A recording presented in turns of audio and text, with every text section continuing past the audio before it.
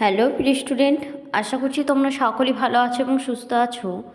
Priya books and টক্স চ্যানেলে তোমাদেরকে জানাই অনেক অনেক স্বাগতম। তোমরা যারা দশম শ্রেণীর ছাত্রছাত্রী রয়েছো তাদের জন্য একটা খুবই সুন্দর চ্যাপ্টার দেওয়া হয়েছে, যার নাম হলো বহুরূপী। বহুরূপী গল্পটি আমি একবার আলোচনা করেছিলাম, কিন্তু সেটা সংক্ষিপ্তভাবে। আজ আমি লাইন বাই লাইন প্রতিটা লাইনের মানে সহ তোমাদেরকে বুঝিয়ে দেব। আরও একবার বলবো আমি, বহুরূপী মানেটা কি। বহুরূপী মানে হলো যিনি বহু রূপ ধরেন, যার বহু বেশ রয়েছে, বহু বেশের ছদ্মবেশ স্বাধীন বিভিন্ন, যার বহু রূপ, তাকে বলা হয় বহুরূপী। গল্পের যে নাম দেওয়া হয়েছে সেই নামটা থেকে আমরা কিন্তু পুরো গল্পটি কীরকম হতে চলেছে সে সম্বন্ধে একটু বুঝছি। এটা লিখেছেন সুবোধ ঘোষ। চলো তাহলে দেরি না করে গল্পটিতে আসা যাক। হরিদার কাছে আমরাই গল্প করে বললাম, শুনেছেন হরিদা কি কাণ্ড হয়েছে। ওনারের মুখে ফু দিয়ে আর অনেক ধোঁয়া উড়িয়ে দিয়ে হরিদা এইবার আমাদের কথায় জবাব দিলেন, না কিচ্ছুই শুনিনি। জগদীশবাবু যে কি কাণ্ড করেছেন শোনেননি হরিদা? হরিদা, না রে ভাই, বড় মানুষের কাণ্ডের খবর আমি কেমন করে শুনব, আমাকে বলবেই বা কে। 7 দিন হলো এক সন্ন্যাসী এসে জগদীশবাবুর বাড়িতে ছিলেন। খুব উঁচু দরের সন্ন্যাসী, হিমালয়ের গুহাতে থাকেন। সারা বছর শুধু একটি হরিতেকি খান, এছাড়া আর কিছুই খান না। সন্ন্যাসীর বয়সও 1000 বছরের বেশি বলে অনেকেই মনে করেন। হরিদা, সন্ন্যাসী কি এখনো আছেন? না, চলে গিয়েছেন। আক্ষেপ করেন হরিদা, থাকলে একবার গিয়ে পায়ে ধুলো নিতাম। তাহলে এই যে লাইনগুলো আমি পড়লাম, এই লাইনগুলোর প্রতিটা মানেই তোমরা বুঝতে পারছ। এখানে মেন যে ক্যারেক্টার রয়েছে সেটা হচ্ছে হরিদা। হরিদাকে নিয়েই পুরো গল্পটি রচিত। হরিদাকে, তার বাড়ি কোথায়, তার অবস্থা কেমন, সব আমরা জানবো গল্পের পরের স্টেপে। এখানে শুধু আমরা জানলাম যে হরিদারই কিছু বন্ধু এসে তার বাড়িতে ওই জগদীশবাবুর নিয়ে কিছু কথা বললেন।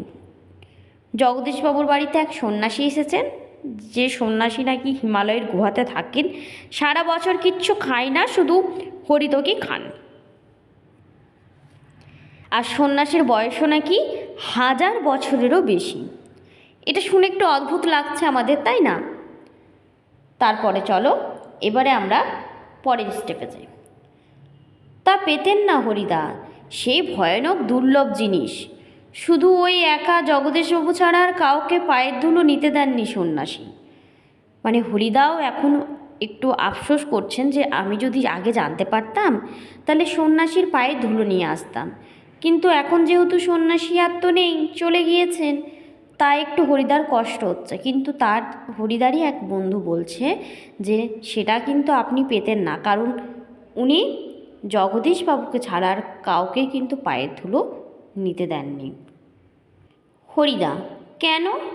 জগদীশবাবু একজোড়া কাঠের খড়মে সোনার বোল লাগিয়ে সন্ন্যাসীর পায়ের কাছে ধরলেন। তখন বাধ্য হয়ে সন্ন্যাসী পা এগিয়ে দিলেন, নতুন খড়ম পড়লেন, আর সেই ফাঁকে জগদীশবাবু পায়ের ধুলো নিয়েছিলেন। হরিদা, বাহ, এ তো বেশ মজার ব্যাপার। হ্যাঁ, তাছাড়া সন্ন্যাসীকে বিদায় দেওয়ার সময় জগদীশবাবু 100 টাকার একটা নোট জোর করে সন্ন্যাসীর ঝোলার ভেতরে ফেলে দিলেন। সন্ন্যাসী হাসলেন আর চলে গেলেন। গল্প শুনে খুব গম্ভীর হয়ে গেলেন হরিদা। অনেকক্ষণ চুপ করে রইলেন। আমরা কি বলছি না বলছি সেদিকে হরিদার যেন কান নেই। হরিদার উনুনে আগুন তখন বেশ গনগনে হয়ে জ্বলছে। আমাদের চায়ের জন্য 1 হাঁড়ি ফুটন্ত জল নামিয়ে দিয়ে হরিদা তার ভাতের হাঁড়িটাকে উনুনে চড়ালেন। শহরের সবচেয়ে সরু এই গলিটার ভেতরে এই ছোট্ট ঘরটাই হরিদার জীবনের ঘর, আর আমাদের চারজনের সকাল সন্ধ্যার আড্ডার ঘর। অর্থাৎ হরিদার কজন বন্ধু ছিল? চারজন। তোমরা এই ছোটো ছোটো জিনিসগুলো লক্ষ্য করবে। চা চিনি আর দুধ আমরাই নিয়ে আসি, হরিদা শুধু তার উনুনের আগুনের আঁচে জল ফুটিয়ে দেন। খুবই গরিব মানুষ হরিদা, কিন্তু কাজ করতে হরিদার প্রাণের মধ্যে যেন একটা বাধা আছে। ইচ্ছে করলে কোনো অফিসের কাজ কিংবা কোনো দোকানের বিক্রিওয়ালার কাজ পেয়ে যেতে পারেন হরিদা, কিন্তু ওই ধরনের কাজ হরিদার জীবনের পছন্দই নয়। একেবারে ঘড়ির কাঁটার সামনে সময় বেঁধে দিয়ে তার নিয়ম করে নিয়েই রোজ একটা চাকরির কাজ করে যাওয়া হরিদার পক্ষে সম্ভব নয়। হরিদার উনানের হাঁড়িতে অনেক সময় শুধু জল ফোটে, ভাত ফোটে না। এই একঘেয়ে অভাবটাকে সহ্য করতে হরিদার আপত্তি নেই, কিন্তু একঘেয়ে কাজ করতে ভয়ানক আপত্তি। এই জিনিসটা তোমরা দেখছো, একটু খুবই কষ্টদায়ক এটা কথা। মানে এই জীবনযাত্রা যে হরিদার এখানে এই প্যারার মধ্যে তুলে ধরা হলো, মানে হরিদার জীবনটা খুবই অভাবে জীবন। কারণ কখনো কখনো তার হাঁড়িতে শুধু জল ফোটে, ভাত ফোটে না, অর্থাৎ তার অন্নও কিন্তু জোটে না কোনো দিন। কিন্তু হরিদা চাইলে কোনো অফিসে, কোনো বিক্রিয়ালয়ের যে কোনো একটা কাজ পেতে পারে, কিন্তু হরিদা সেটা চায় না। হরিদা চান না, কারণ ওই ঘড়ির সময় মতো সে অফিসে যেতে হবে, আবার অফিস থেকে টাইম মতো বাড়ি ফিরতে হবে। মানে টাইমিং যে ব্যাপারটা, সেটা দেখবে অনেক মানুষের ক্ষেত্রে কিন্তু মানে কি বলবো, পছন্দের নয়। কিন্তু না, আসলে জানো তো, আমাদের বাস্তব জীবনের ক্ষেত্রে সময়টা অনেক মূল্যবান জিনিস। আমি এটা ব্যক্তিগতভাবে বলবো তোমাদের, সময়কে কোনো দিন অবহেলা করো না, কারণ সময় তোমাকে যেদিন অবহেলা করে দেবে না, তুমি জীবনে কিচ্ছু আয়ত্ত করতে পারবে না। তাই আমি বলবো সবসময় তোমরা চেষ্টা করবে সময়কে গুরুত্ব দেওয়া। এই যেমন তোমরা ধরো বোর্ড পরীক্ষা দেবে, যদি এখন তোমরা ভালোভাবে না পড়ো পড়াটা, সেটা তোমরা যদি অবহেলা করে যাও, তোমরা কোনো গ্রাহ্য না করো, তাহলে দেখবে রেজাল্টও ভালো আসবে না, খারাপ আসবে।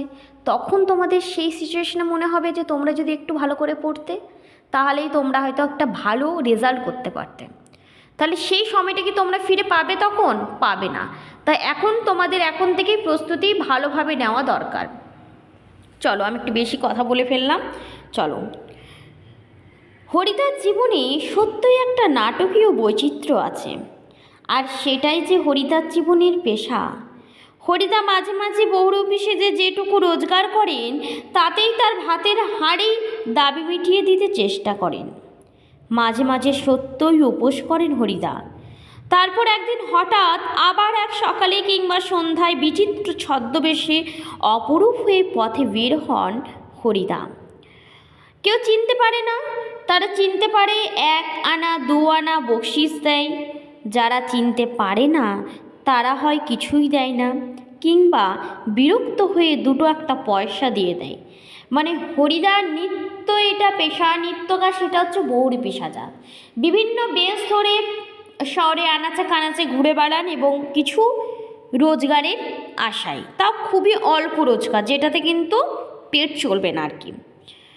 একদিন চকের বাস স্ট্যান্ডের কাছে ঠিক দুপুরবেলাতে একটা আতঙ্কের হল্লা বেজে উঠেছিল।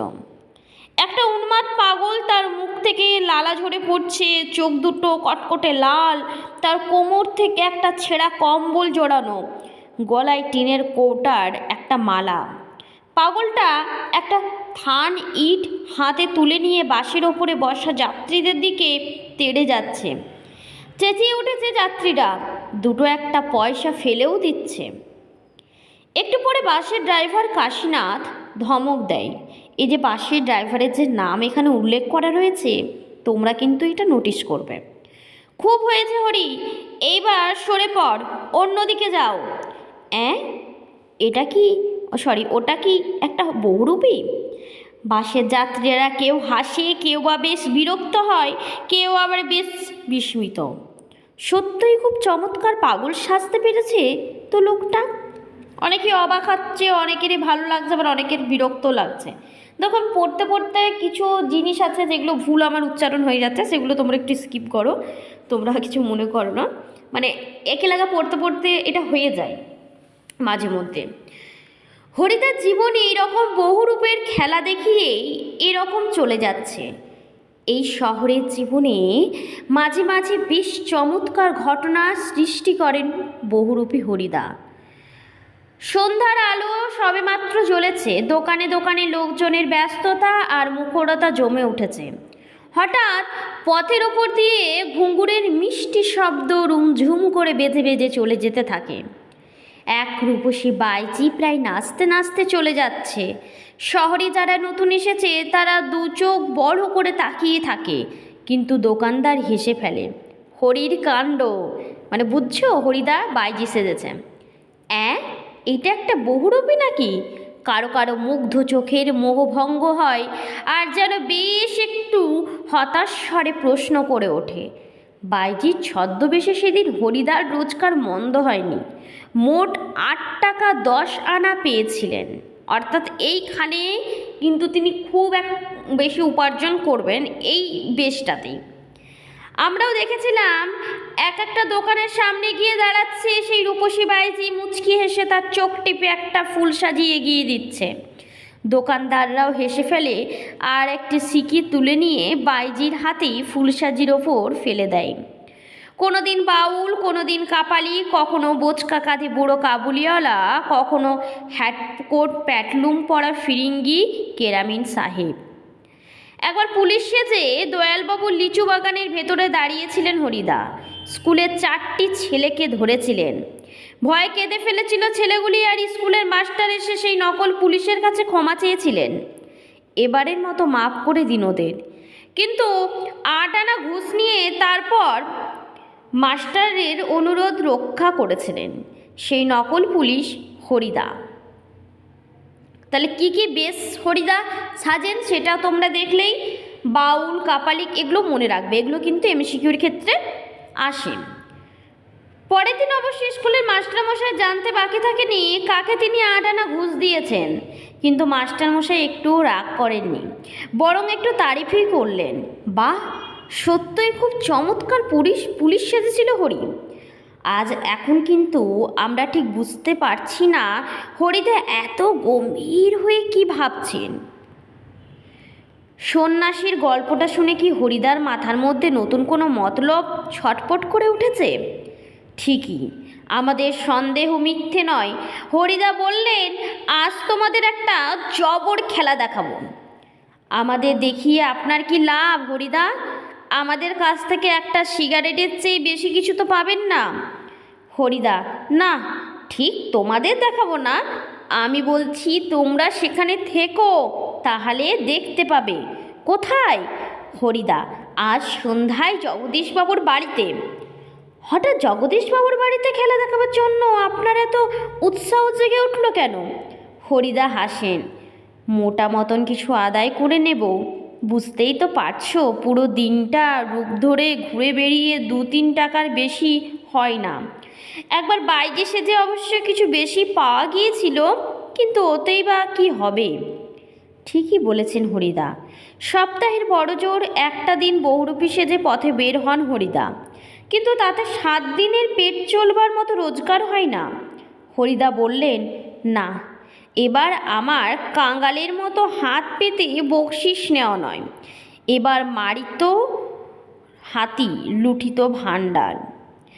একবারেই যা ঝেলে নেব তাতে আমার সারা বছর চলে যাবে। কিন্তু সে কি করে সম্ভব?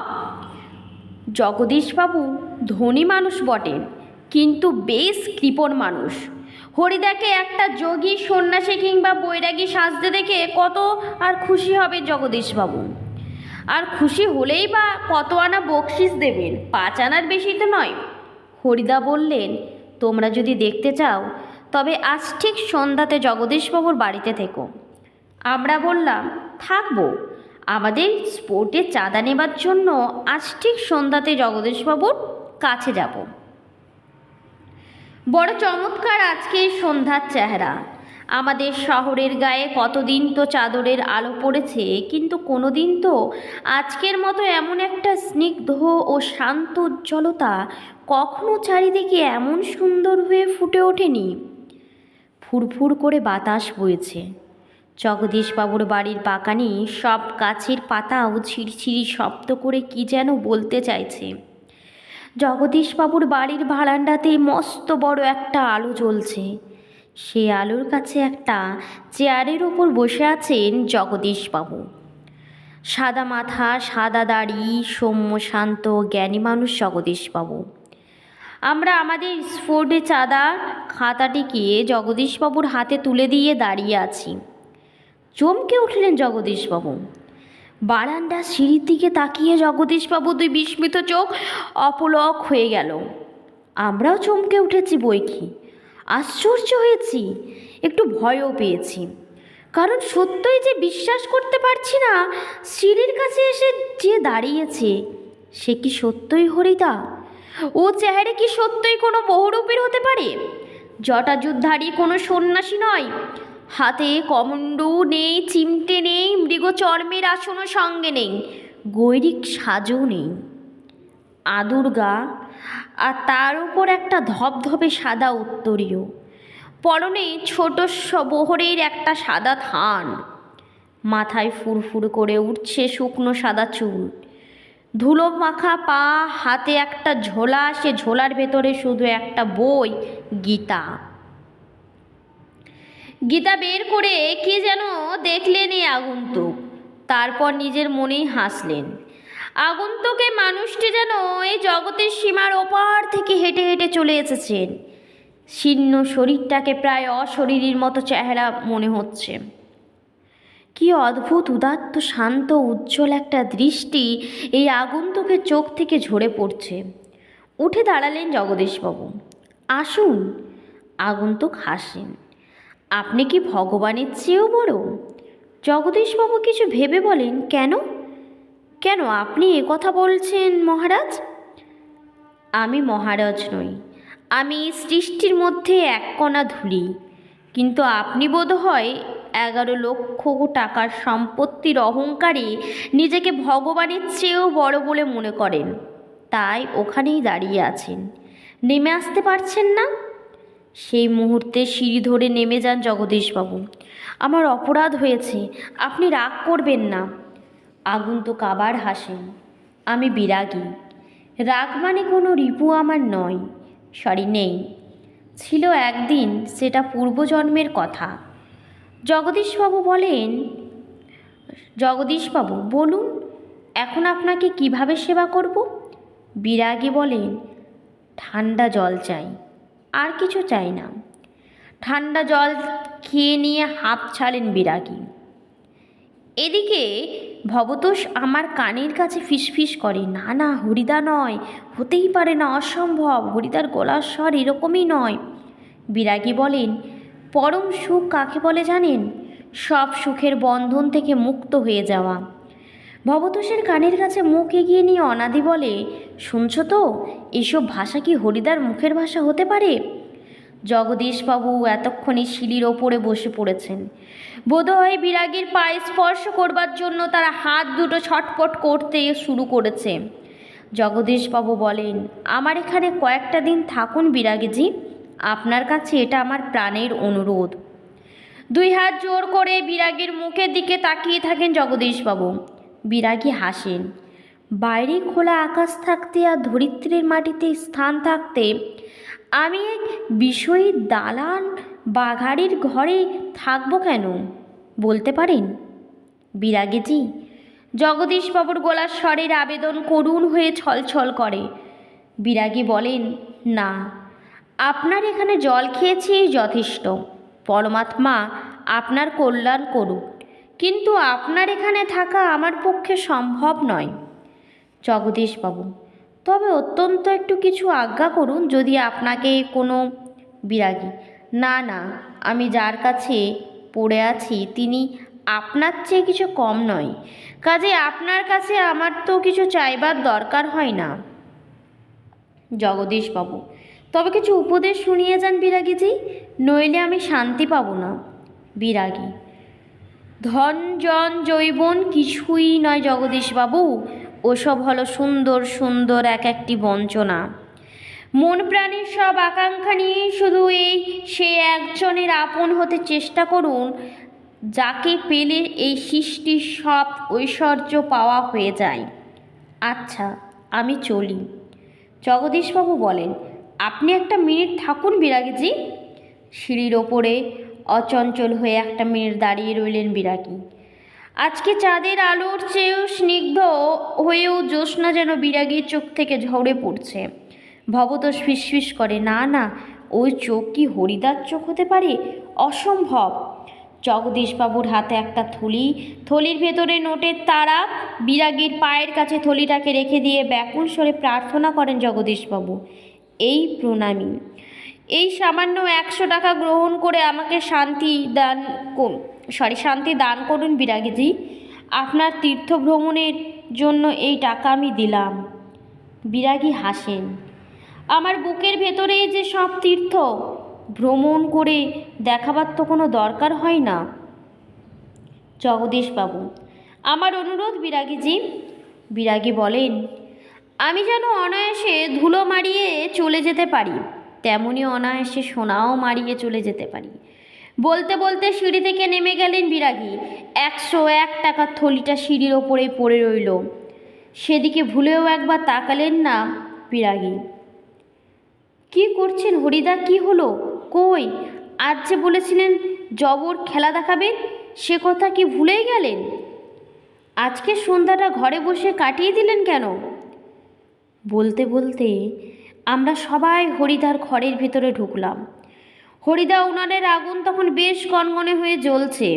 উনানের ওপর হাঁড়িতে চাল ফুটছে, আর একটা বিড়ি ধরিয়ে দিয়ে হরিদা চুপ করে বসে আছেন। আমাদের দেখতে পেয়ে লজ্জিতভাবে হাসলেন। কি আশ্চর্য! চমকে ওঠে ভবতোষ। হরিদা, আপনি তাহলে কি সত্যই বের হয়েছিলেন? আপনিই বিরাগী? হরিদা হাসেন, হ্যাঁ রে ভাই, ওই তো সেই সাদা উত্তরীয়টা পড়ে রয়েছে মাদুরের ওপর, আর সেই ছোলাটা, আর সেই গীতা। অনাদি বলে, এটা কি কাণ্ড করলেন হরিদা?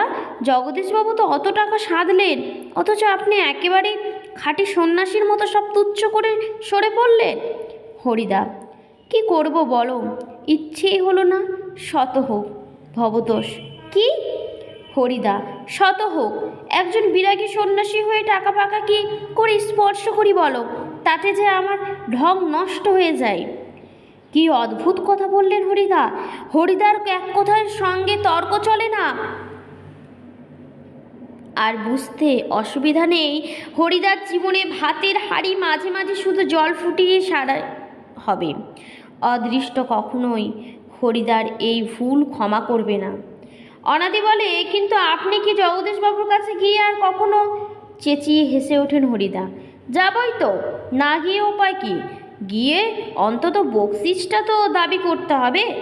বকশিস? চেঁচিয়ে ওঠে ভবতোষ। সেটা তো বড় জোর 8 আনা কিংবা 10 আনা। হরিদা বিড়ি মুখে দিয়ে লজ্জিতভাবে হাসায়। কি আর করা যাবে বল, খাঁটি মানুষ তো নই।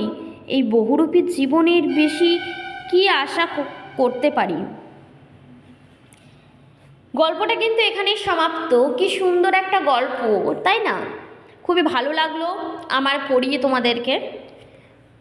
তা আশা করছি তোমাদের যে গল্পটা আমি আজকে পড়ালাম, তোমাদের শুনে কিন্তু ভালো লেগেছে। আর যদি ভালো লেগে থাকে চ্যানেলটিকে অবশ্যই সাবস্ক্রাইব করে দেবে। শুধু বহুরূপী গল্প নয়, যেন আমার চ্যানেলে আমি অনেক গল্প তোমাদের জন্য দিয়ে রেখেছি, তোমরা একবার গিয়ে দেখে নেবে। যেমন জ্ঞানচক্ষু প্রথমেই যেটা রয়েছে, জ্ঞানচক্ষু গল্পটি আমি কিছু গুরুত্বপূর্ণ প্রশ্ন উত্তর দিয়েছি। জ্ঞানচক্ষু গল্প, অসখী একজন, তারপর অদল বদল, তারপরে দিয়েছিলাম তোমাদের অভিষেক গল্পটি। আর বাকি যে গল্পগুলো রয়েছে তোমাদের চ্যাপ্টারের মধ্যে একটু প্লিজ কমেন্ট করে আমাকে জানাবে, তাহলে আমি চেষ্টা করব তোমাদের যদি কোনো অসুবিধা থাকে তা আমি ভিডিও দেওয়ার। তো আমার আজকের ভিডিওটা এই পর্যন্তই। তোমরা ভালো থাকবে, সুস্থ থাকবে।